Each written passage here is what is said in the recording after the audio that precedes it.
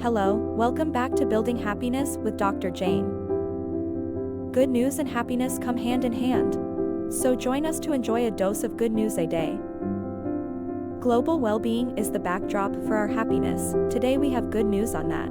Over 60 countries just made a global cooling pledge for reducing the climate impact of cooling. Cooling keeps us from extreme heat, also helps with food safety and vaccine delivery through refrigeration. But conventional cooling is a major factor of climate warming. It consumes massive amounts of energy and often uses refrigerants that warm the planet. With population growth and cooling demands increase, this will worsen. United Nations puts it simply, the more we try to cool down, the more we heat up the planet.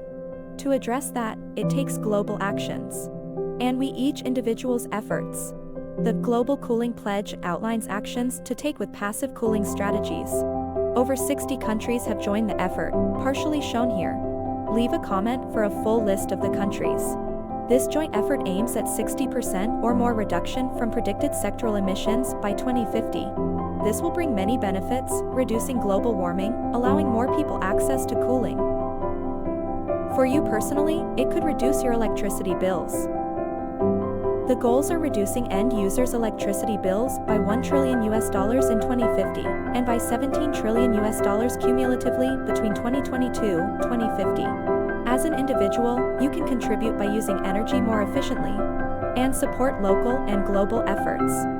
So, join in the efforts and share to get your friends involved.